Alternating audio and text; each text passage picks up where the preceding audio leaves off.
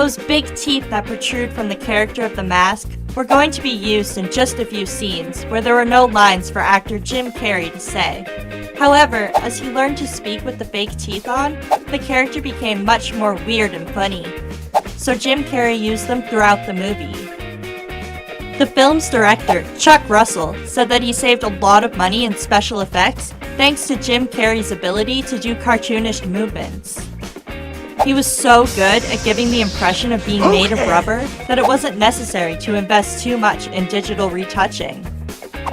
There were several impromptu movements. For example, the scene where Milo, the little dog, bites the frisbee and never lets it go, that was not planned. Similarly, the scene where Jim Carrey pulls out a condom from his pocket and says, "Sorry, wrong pocket," was improvised by the actor.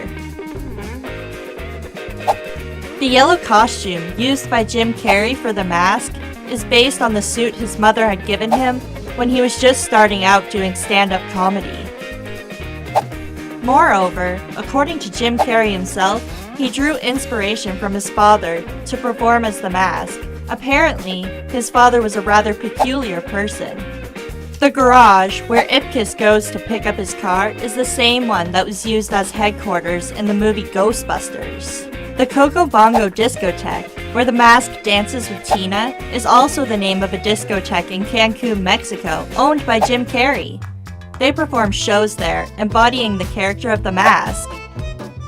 One of the factors that drew actor Jim Carrey to embody Standley Ipkiss is that he could relate to his character, as both loved cartoons and comedies.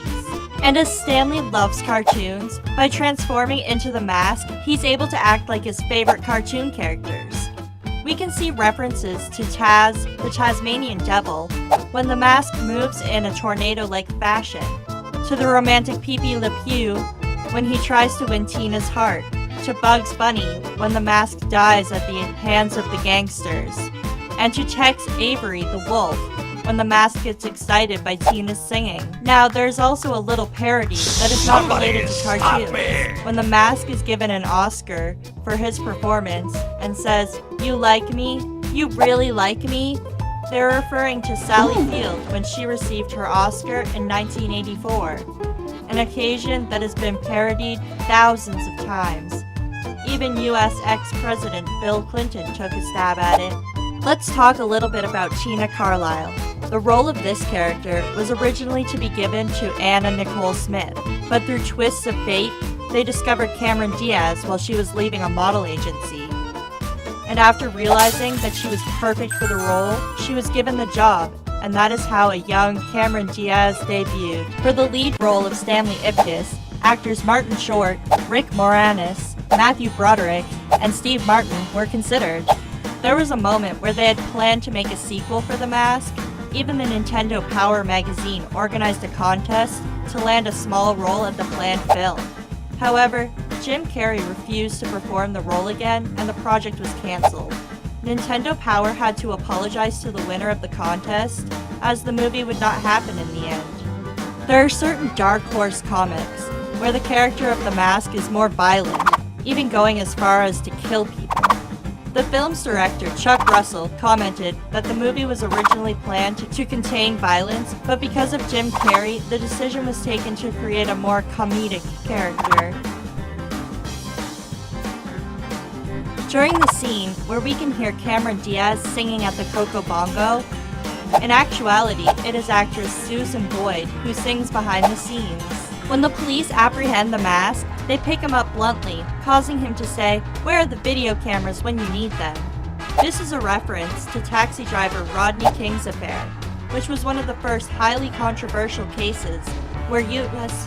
police officers were recorded acting in a bad faith, brutally attacking him, which is something that still happens today.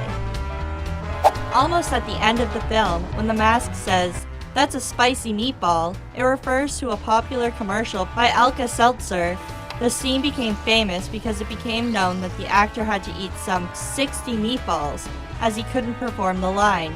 But in the end, the mask recites the phrase loudly and clearly, as if he had been acting for the commercial. As the mask is dying, he utters, "Tell Tiny Tim I won't be coming home this Christmas." Tiny Tim is a character from A Christmas Carol, a tale where Jim Carrey himself got involved afterwards, as he was selected to perform the voice of Ebenezer Scrooge in 2009. When Standley opens the drawer to take the tickets for Coco Bongo, it can be seen that tickets are actually for Royal Crown Revue, the band that plays the song Hey Pachuco. Goofs.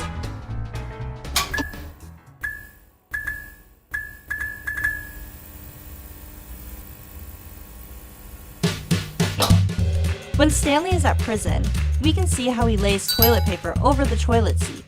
But when the camera changes to show when Milo enters the cell, after focusing the shot at the toilet again, the paper is nowhere to be found. During the scene where Standley wakes up after being the mask for the previous night, he is shown to hold the mask. The camera changes to make a zoom, but now the mask is over a pillow and not in his hand, as shown in the previous shot. In another scene, when villain Dorian arrives in the Coco Bongo, he breaks the entrance doors. However, when people exit the discotheque, the doors are restored and in place again. As the mask is performing the Cuban Pete, a behind shot shows Jim Carrey wearing knee pads. However, when the camera shows him from the front, the knee pads aren't there. In the scene where the mask pulled a lever to flush Billy and Dorian into a water whirlpool, it can be seen that the lever mechanism disappears and becomes a door.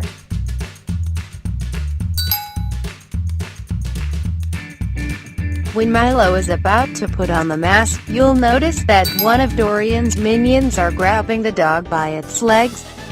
But after changing shots, it is another person holding the dog. Then it's Dorian's follower again. When Tina and the mask are performing acrobatic dance moves at the Coco Bongo, it can be seen that it's not actually Cameron Diaz the one dancing, but rather a stunt woman. We also had a Super Nintendo video game based on the movie. It was a good game, but with a very repetitive gameplay.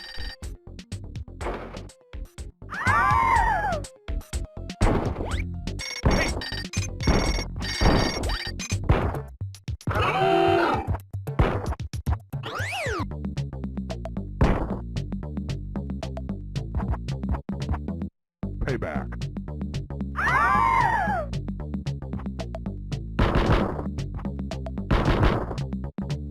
Payback.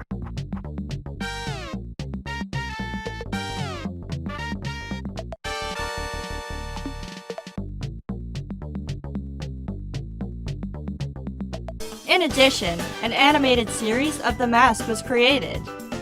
And this is it for these curiosities. I hope you liked them. If you had not seen the movie, it is worth a shot. It's very humorous and well acted, and it's one of my personal favorite performances by Jim Carrey. I don't know about you, but my favorite scene is certainly the dance at the Coco Bongo. Tell me yours in the comments. If you liked the video, don't forget to share and give it a thumbs up. Don't forget to support me at Patreon, as you allow me to produce more content that way. Thanks a lot to every person that has donated. Hoping that you'll like this video. See you soon!